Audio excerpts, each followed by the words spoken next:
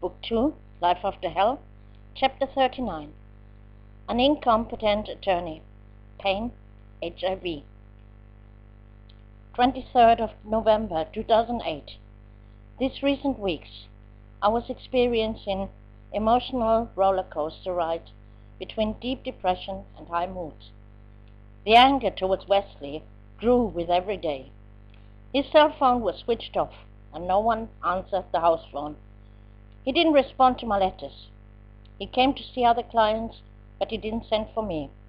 What kind of advocate was he to be just losing interest? I wrote a desperate letter to Julia, who finally understood that between the attorney-client relationship, something was completely wrong.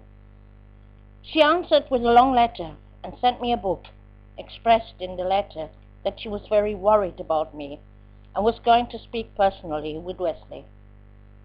She was ready to intervene should I have finally decided to change the lawyer. In other words, she was ready to demand my money from Wesley to pay for Amadeus.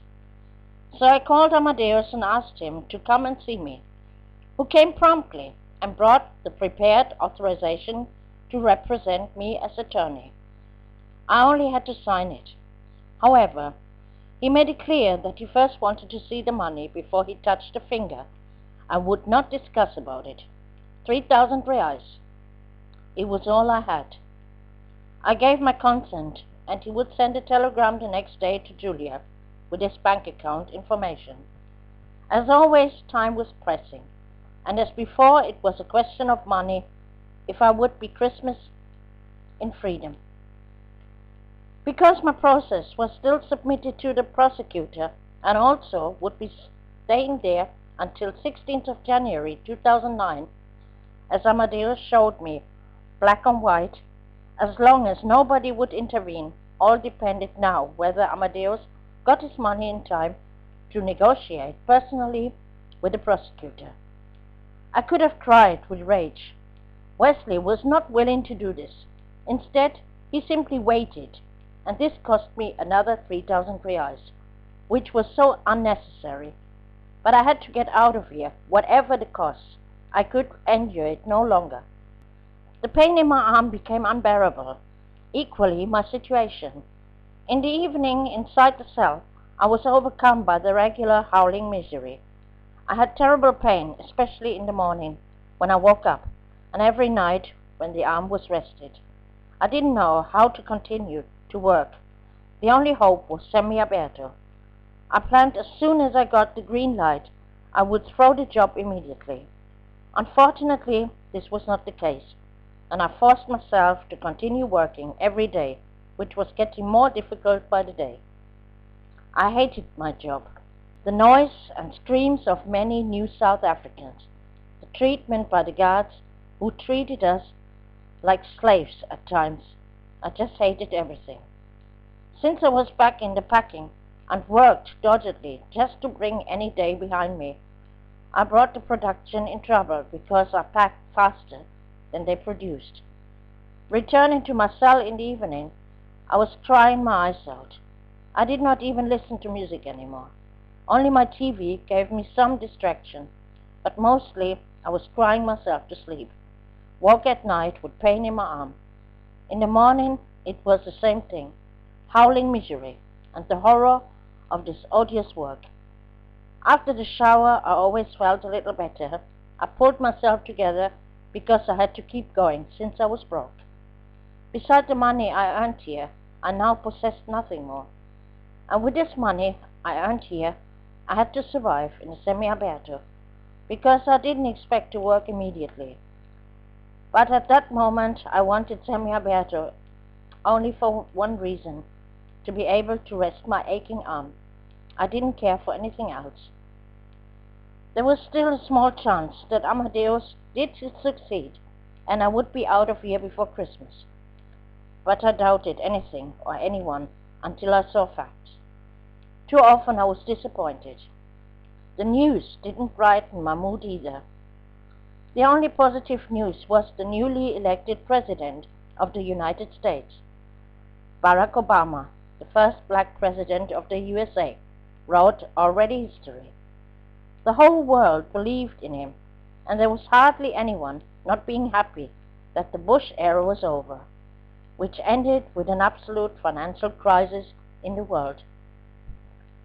Every day, new horror stories from the USA and Europe: recession, inflation, closures of businesses in the auto industry, job cuts in various areas, etc., etc. All of this caused by uncontrolled speculations of the influential American banks, which eventually went bankrupt, and therefore the global stock markets plunged steady into the deep. The dollar was at low level, which meant import inflation. Only exports were gaining.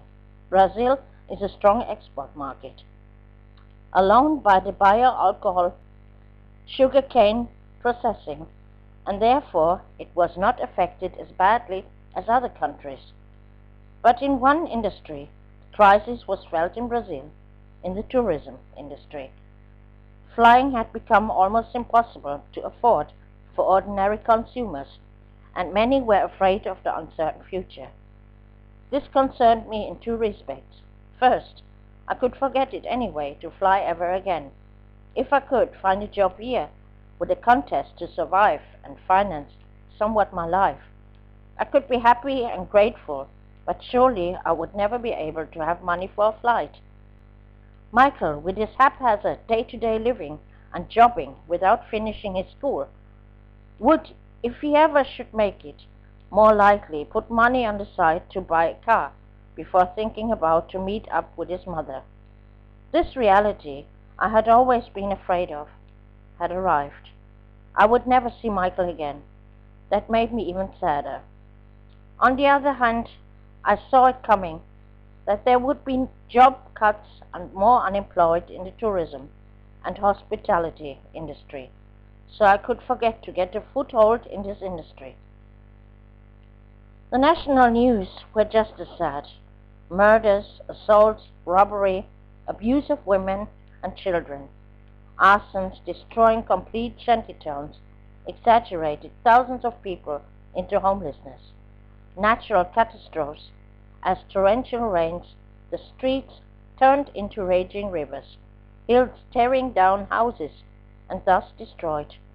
I was mostly shocked by the daily new reports of sexual abuse of children and consequently brutal child killings. One report left a strong impression in me and awakened a desire.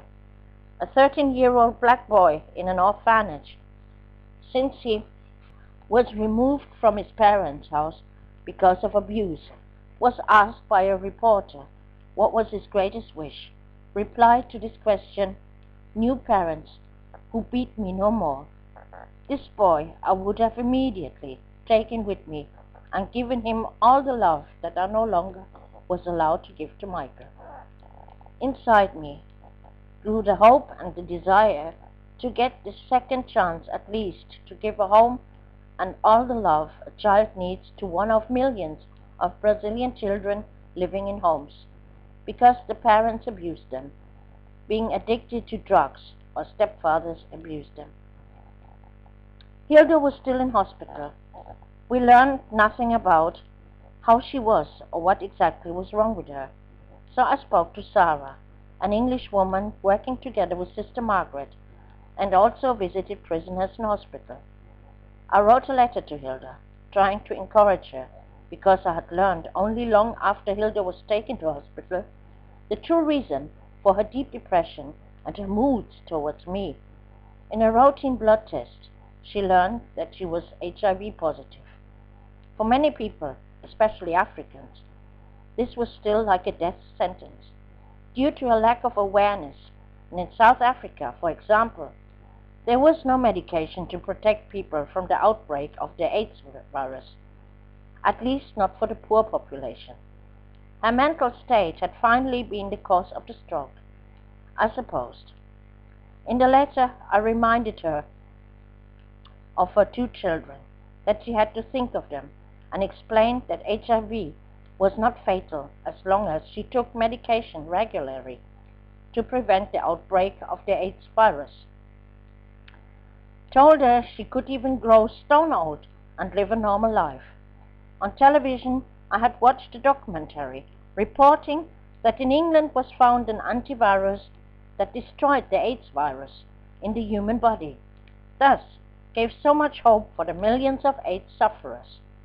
I also wrote about this to Hilda, and I, as well as everyone else, was hoping she would soon be back healthy, that I had washed all her things, keeping an eye on her purchases, and all that awaited her. This letter I gave to Sarah, who reported the worst. Hilda had already given up on herself. She didn't eat, didn't take her medication, barely spoke, and was only in bed. On the other hand, she received neither medical nor psychological help. She still suffered from severe headaches, but no doctor examined her head. Instead, so Sarah reported, they wanted to make a gastroscopy.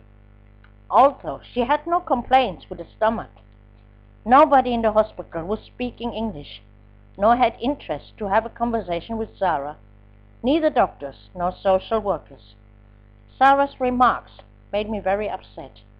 I hoped that my letter might change something, and she would fight if it only was for her children. I was very sorry, and for that price I didn't want the cell for me alone. 10th of December 2008. It was clear now that I should spend the fourth Christmas here. My disappointment was so great that I had no words, had no more tears. Julia couldn't get in contact with Amadeus to inform him of the money, neither could I call him from here. He didn't show up. That was it. After many promises, the subject Amadeus was also done for me. I was very depressed, and it was no longer possible to speak with Michael. He didn't call me, contrary to his promise. Work had become unbearable because, besides my pain, my work colleagues changed. Jacqueline was still in the same company, but transferred to another department. Cedar changed to a completely different company. The new colleague with whom I now worked, I didn't like at all, and it was mutual. All the motivation was gone, and I swore to myself that this was the last month I worked. I couldn't take any more. No matter how long I was in the cell, I would not let myself be exploited any longer. News from outside were not necessarily motivating. I watched the television reports on the devastating storm raging in various cities of Santa Catarina, killing loads of people, and tens of thousands lost all their belongings. How that feels, I could only sympathize all too well. All programs asked for donations. I also wanted to participate and donate, but I could not even do that. It was not permitted by the directory. The bathroom in my cell was completely underwater, but my written requests for repairs were ignored like everything else. Hilda was still in hospital, and I closed myself in the cell long before locking time. Didn't want to see or hear of anyone. Trying as best I could not to think of Christmas, let alone the fact that another year without any hope had come to an end. The fact that Wesley came to see me did not change anything. He brought no news, only a bunch of copies to prove to me that he indeed worked very well for me. Semi-aberto, conditional, habeas corpus in Brasilia. I believed in nothing anymore. One thing was sure, there was no justice in Brazil, all a matter of money or luck.